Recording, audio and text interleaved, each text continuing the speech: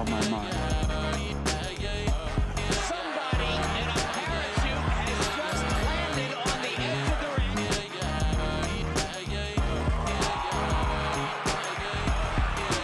Holyfield bit by a dirty Mike Tyson.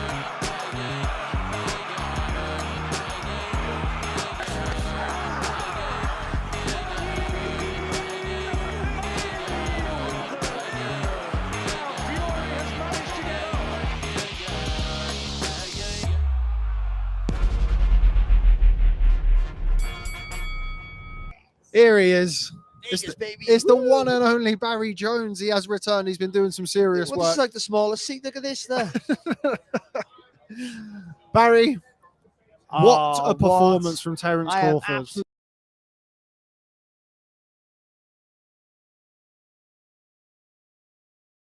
That I would go as far to say, and it might be the best one-sided fight I've seen. I mean, it was absolutely scintillating at this level. No, to make Errol Spence is a top draw fighter, absolutely brilliant. To dominate that easy, and it was easy for him to dominate that easy, like unbelievable, just amazing. And he was stronger. The jab won in the fight. That jab, some of those jabs, it was like he had a piece of wood like tied to his shoulder and was just pushing it in Spence's face. Unbelievable. I thought Spence's jab was going to be the weapon for him. There was just nothing that Spence could do that had any effect. Even some of the shots that the crowd were going, ooh, ah, even them shots, they had no effect on Crawford. He didn't look uncomfortable for any second, I don't think. I might be getting carried away now. No, I agree with you. I feel like the first round was fairly tentative. There wasn't an awful lot happening in the first give it to round. Spence, he was a little bit busier. Yeah, but we know that Crawford likes to take. To be fair, he didn't take Does what he? is usual. Not anymore. Well, not tonight, but he usually likes to take 2 or 3 and just get in and starts in the third round. But that second round, one thing that I'm sure you picked up on Barry Jones, of course, one of the best analysts in the game. The jab to the body from Errol Spence in that second round. He got away with one, a jab to the body. He didn't get away with it a second time. I wrote Crawford punches off your punches. He does it so well, counter punching, but the punch off your punch. So he always makes it land or let you fully extend with the shot before he throws his. He knows he's got the good enough timing and speed. The way when he dropped him, he was on the ropes. The way he's made him miss, and then throwing the hook was just fantastic. He's like so clever. You know when you got a great fighter is he got so much time to do his work. In the fire, by the way, when everything's coming at you, all that stuff, he has all the time in the world, and I didn't think he'd have that tonight. And to be fair, Spence tried to do what he does well.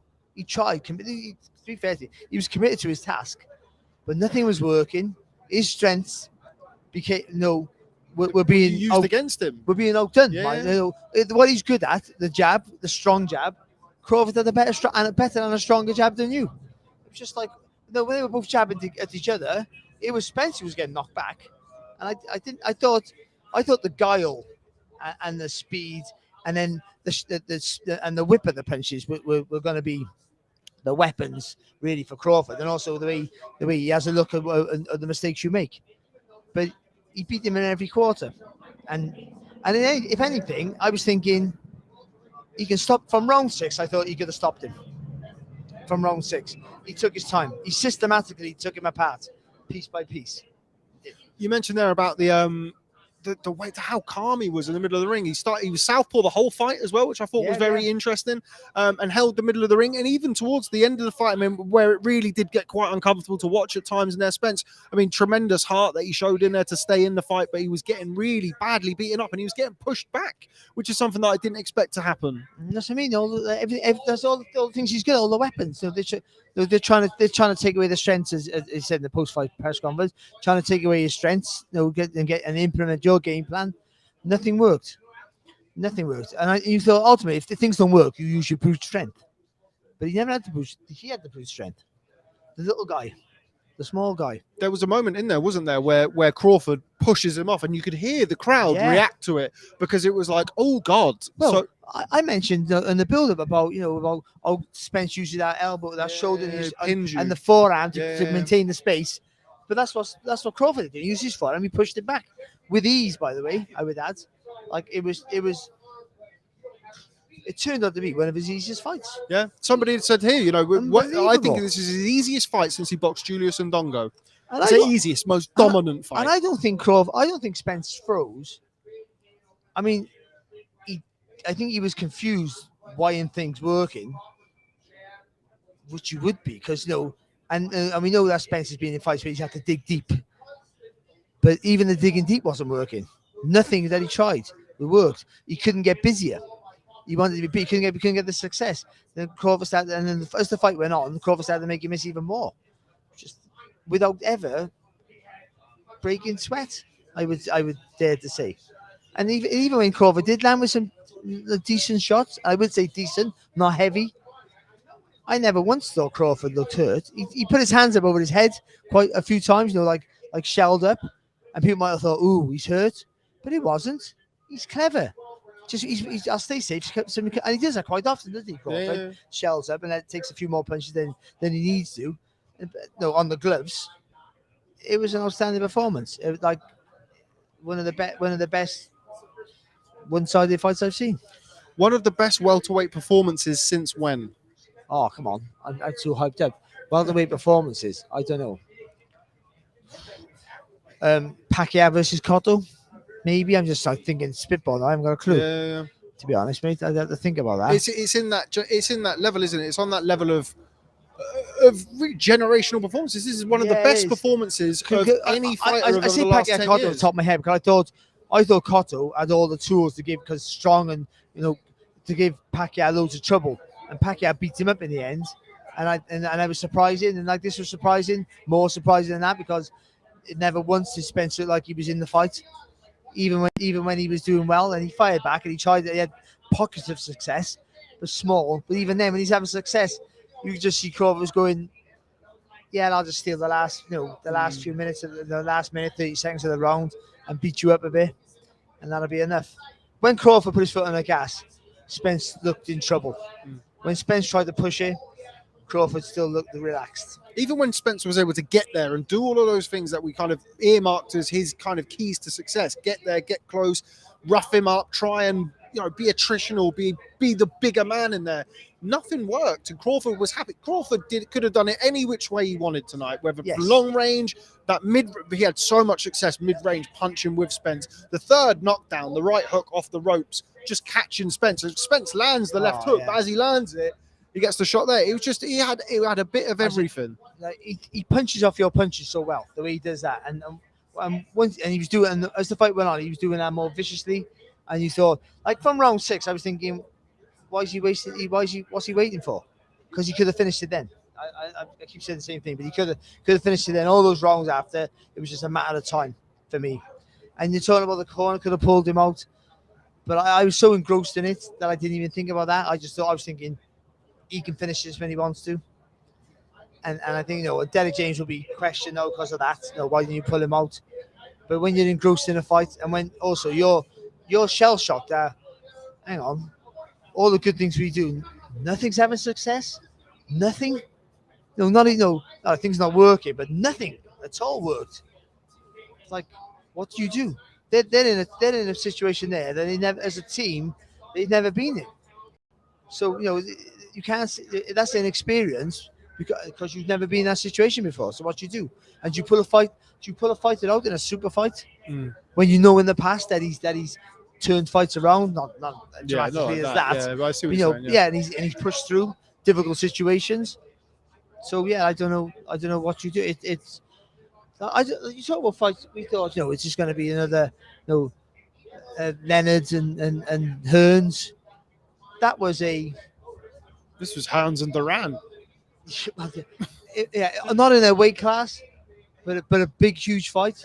This was Hopkins Trinidad sort of fight, wasn't it? Or Hopkins Pavlik. So a fight that was meant to be really competitive, and it turned out to be one-sided. And this was more than that. No, we've spoken all about Terence Crawford, as we should. It's a fantastic performance. He's arguably, if not, certainly the #1 fighter in the world now. But on Errol Spence, was that the best that you've seen from Errol Spence? We don't want to take any credit away from Terence Crawford. He was marvelous. He was fantastic. But as I've mentioned already on here, you can have a marvellous performance from Terence Crawford, and Errol Spence could have also underperformed. What did you make of Errol Spence's No, performance? he wasn't allowed to do anything, so I don't know. We'll. Sorry, mate. Is he past his sell-by date? No, all of that is that Ugas fight that flattered him a little bit, and actually that that inactivity and those crashes and the detached retina, have they slowed him down enough to be not the fight that he was? I don't think so, but we'll find out in his next fight, unless it's Crawford again. Do you think the rematch can happen? I mean, the fight was so one-sided. I mean, But the problem, I think, that it wasn't that either fighter could invoke the rematch, which is stupid. If that's the case, then he'll want it, even if it's for a pension fund. But I don't know. I don't know why Crawford would want to go to 154. he said afterwards, and we've kind of mentioned it here, he said afterwards, like, it's not easy for me to make 147 either. I thought Spence was very good in the post-fight press conference. He was, yeah. The first question was about the weight. Was literally sits down, he takes questions. The first one, the weight, are you going to move up? How hard was it? He said, look, I don't want to take any credit away from Terence Crawford. Obviously, I would prefer my next one to be at 154. But he said, oh, it's making weight. He's always had. Yeah, exactly. And Terence Crawford said, look, if he wants to do 154 and if it's the right option for me, yeah, I'll go to 154. He said, I've already said I wanted to go and speak to Jamel. I wanted to go and fight Jamel Charlo. And he said, making 147 is not easy for me. The reason why I don't want to see it, but then I know I want to see it, is because the last time I said I don't want. The last time I said I didn't want to see a rematch was when was when Fury stopped Deontay Wilder, and then the third fight. So I don't want to see another fight of these now, and that was the best fight, ironically, the third fight. Yeah. So if that can possibly happen, I want to see it, but I can't see how it would be anything other than what it was, even with the extra weight. I mean, he goes the distance, but it wasn't just about the weight. The weight wasn't a massive factor here. I don't feel. He tried to be busy. The guy was too sharp for him. Was too fast, too clever, too good. That's it. He's on another level, and great fighters need great fighters need other great fighters to bring great fights out of them. Mm. Well, but look, this Peter is Piper, pick a but this is one of the things that we've spoken about. We spoke about it in the preview that never went out. Which I picked Terence Crawford to win by 9th round stoppage. By the way, be paid for that. Yeah, I keep going on. But anyway, moving swiftly on from that.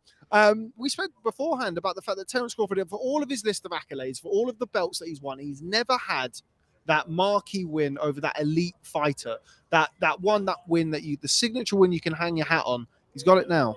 Yeah, he's a bona fide superstar now. This is it. This is his launch pad.